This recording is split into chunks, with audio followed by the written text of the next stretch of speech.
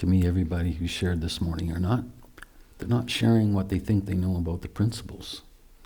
They're sharing from those principles. They're sharing the experience of living in that feeling and what comes from it, the wisdom that comes from it. As long as we're alive on the planet, we'll have thought, right? But when we feel something like we're just feeling, we slip into a deeper dimension of thought. It's hard to describe because it's so simple. It's just here. It's just pure thought, divine thought, And it's so simple that to know it, you can only feel it, because as soon as you think about it.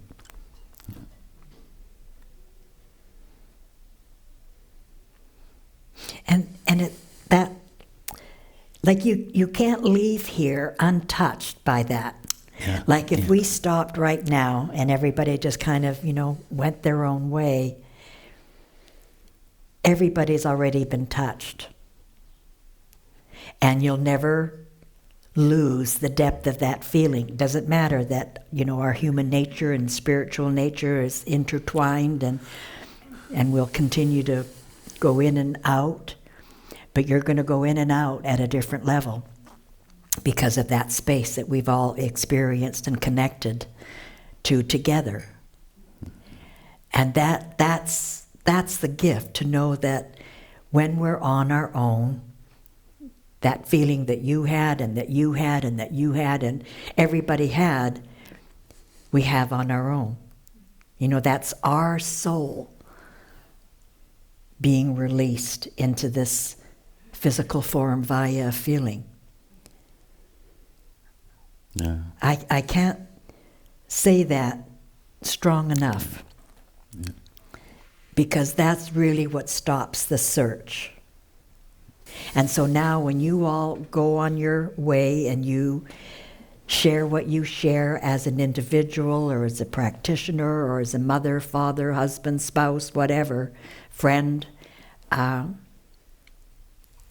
you share love in a different way. And that's how you contribute to the world without words. Mm. Your level of love and the power that has to touch people without you saying anything. That's the simplicity of this profound message that was released within Sid and within us, to a different degree within us. It's still the same thing. It's a different degree of the same thing. Mm-hmm. There can only be one truth, one wisdom, no matter what culture, no matter where we're from. It always ends up being exactly the same. And that there's education there too. We're talking about the feeling, we're experiencing the feeling, but there's the how-tos and education also contained at some point, because there's, so many different levels of that feeling, but there's education contained in that feeling. Like that person saying to me this morning that on her own, she shifted from feeling, disappointed to understanding, right? And that was contained in a feeling. So we do self-educate in a way we'd never have to go to another training again. Honest to God. Because some of the most powerful insights I've had have been on my own. They haven't been in a room. They weren't with Sid. They were on my own. When I feel something, and I'm not finding it quite in myself in the moment, I turn to Sid. Always, always, always. I turn to Sid. And then there are other times where it comes from me. So my world has gotten pretty small, and yet, like in London, I thought, I can love 50 people, but I don't know if I can love 1,000. That was what I was feeling when I went to do my last talk there. And then you know what? I loved 1,000. And my arms expanded to cuddle the whole room. And I got a deeper feeling of love being limitless. But my world has grown smaller.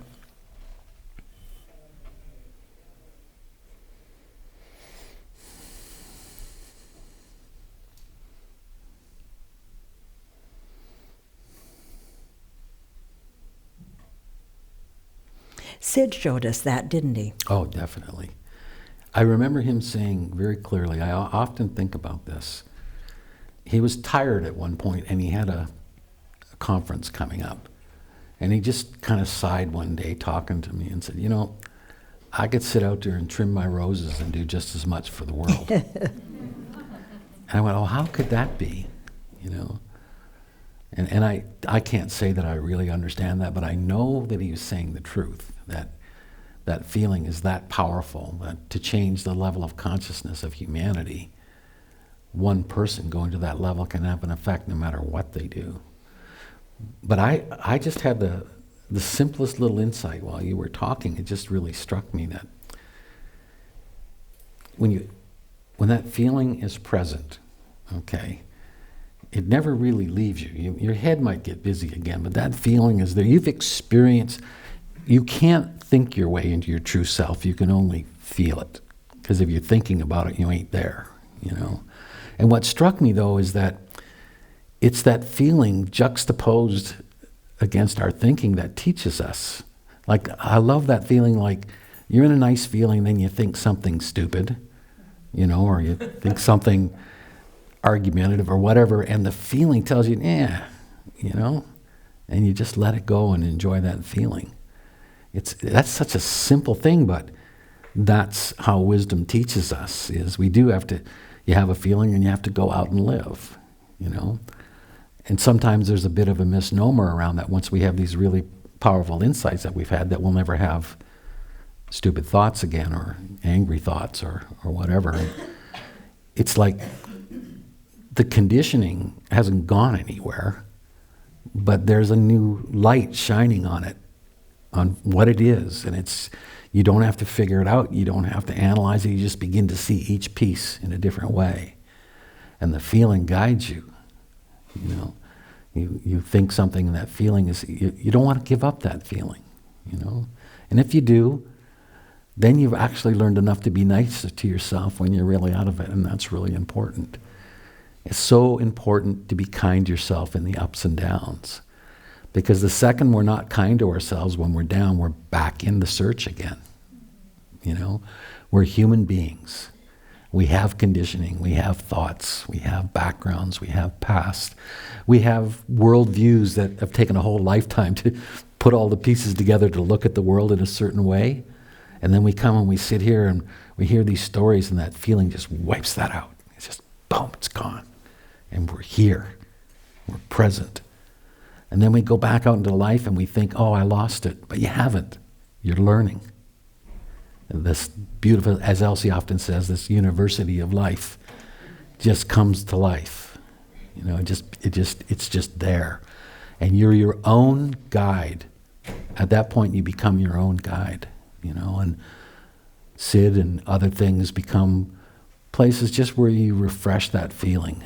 And you know that feeling is you. It is your true self. Who and what you really are, no matter what you think. Right? And I love what Elsie was saying, that the second you feel that, it's yours forever. You may wander off in your thinking, but it'll be talking to you while you're doing that. You know, and what a gift that is. You know, that you're really your own teacher for the rest of your life, because it's handy to have one nearby sometimes.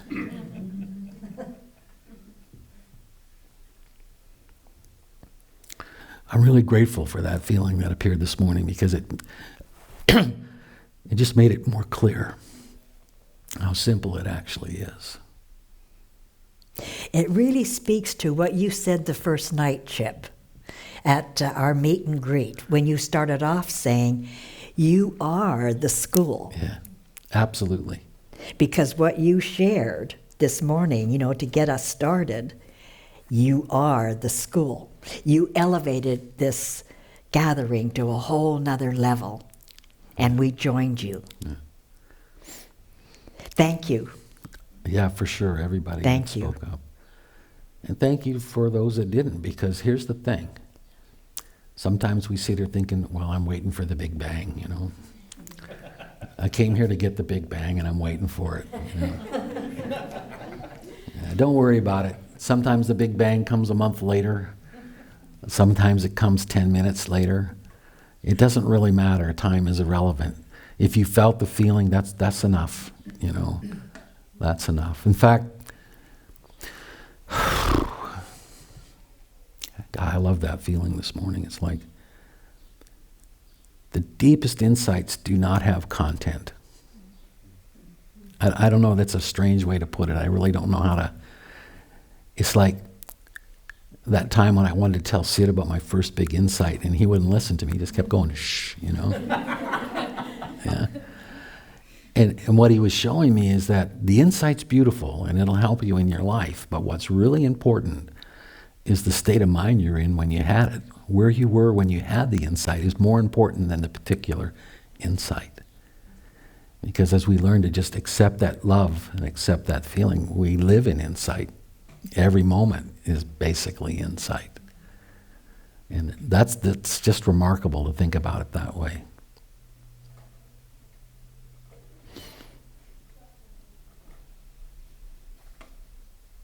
I have to be honest, I can remember going home many times in the beginning disappointed after listening to Sid. Geez, I wanted that big bang so bad. Meanwhile, Janet was just like, oh yeah, everything's great, you know, having a good time. And I'm still waiting for the big bang. Yeah. Giving up the search is, man, that's the portal to understanding. Yeah. Listening. I found myself listening this morning at a level I haven't for a while. Like when you all were speaking, it just was no thoughts about it. It started out, oh, that's interesting, and then we're here. We're listening. Right? And there's a beautiful magic to that, because the truth about that kind of listening is that you can't listen at that level and think at the same time. They're mutually exclusive. Right? So when it happens, there's nothing to worry about. You're there. You're home. Listening is the true portal to a quiet mind.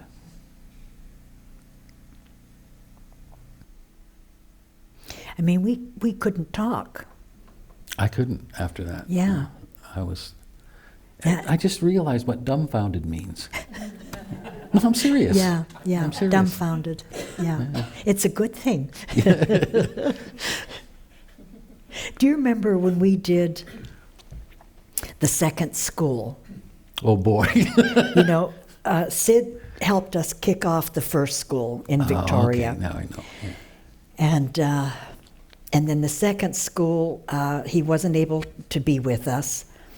And so Chip and I did it on our own. And then Sid was with us with the third and last school that he spoke publicly.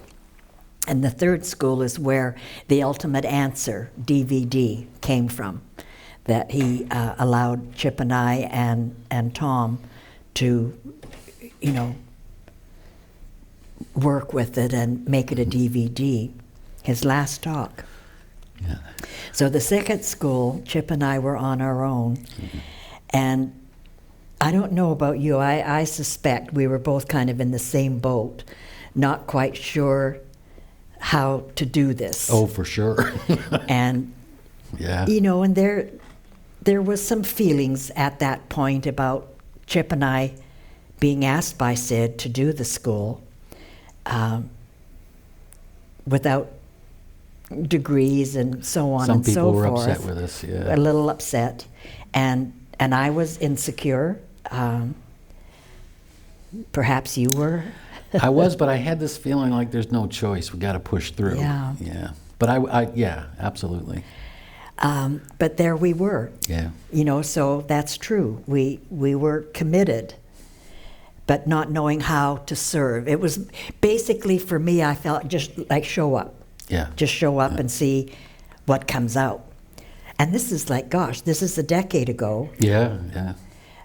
And so I'd been a student then for 35 years, right? Slow learner, still feeling insecure, still wondering what can I possibly offer. And then it came out for both of us. Yeah. Like the energy, that spiritual reality came through. Just because we were there, sat there, and frankly had the courage to sit there despite our insecurity. And sometimes that's what happens, is you show up, and even if you're insecure, this power is strong enough to bypass that insecurity, because the insecurity is human thinking. That power is not. That power is infinite. And it rises above and beyond anything. And it came through us. And we had maybe half a dozen rabbis and their wives there. And this also was something new for Chip and myself. And they have such a deep respect and feeling for the spiritual nature of life. You know, that's kind of what they brought to the table, to the gathering. And at one point, early on in the morning, one of the rabbis stood up and said, with all due respect, you know, the feeling is something here that I've never experienced before. It's so beautiful and so deep. But he said, you haven't explained the principles. He said, if anything, you've deconstructed them. And I never heard a statement like that. That was amazing. And I started to shake with the abundance of energy pouring through me, and I couldn't speak. And Chip was basically in the same boat. Oh, yeah. But he was able to say a few words, and I think we broke shortly after that. But it was like the gift of that energy when we're called to serve. Everybody here has exactly for sure. the same capacity and more. And I just want you to know that when opportunities present themselves sometimes and you think I'm not ready, or I'm not worthy, or I don't know enough, whatever you might think, if the opportunity presents itself, I suggest you really sit with that opportunity. And chances are you'll come full circle and you'll honor that opportunity and you'll go for it, despite your human personal thinking. You'll go for it. And when you go for it, that power is there to support you. When you're called upon to serve, you are supported, period. There's no question. Yeah, because it's not you. That's the thing. It's allowing something to come through you. Yeah. You know, and when Sid was first encouraging us to talk, he'd often say, I would say, well, gee, Sid, I don't know what to say, you know. And he'd say, well, that's good. He'd say, that's good. He'd say, you have to learn to just talk without thinking. And I'd think to myself, how can you talk without thinking? You know. He says, yeah, just talk without thinking. I'd say, Sid, I don't know how to do that. He said, well, then just stick your neck out. Oh, okay. And he said that so many times, just stick your neck out, you know. And sure enough, you know, you stick your neck out and something comes. And if it doesn't, you learn, you know. And there's been times when it didn't, for sure, you know. But that's okay. It's like when Sid, I think I might have mentioned this yesterday, and if I did, forgive me, but when Sid first he talked to me in Florida about the fact that he knew he wasn't going to be around much longer. And he started talking about this idea of the school, and you know, asked if I was willing to get into that, and I went on this long blah blah blah about how insecure I still was, and I still do this, and I still do that, and I still think this. And he said, I don't care about any of that. Oh, you know, it's like if we all wait to be perfect, nobody's ever going to speak about this. So in our imperfection, we don't have to worry about it, because it ain't us. When it happens, when it comes through us, it's a gift, you know. And I think for most of us, for all of us really, the biggest job is just getting out of the way and letting it happen. You And know? showing up. Showing Just up, absolutely. Just show up.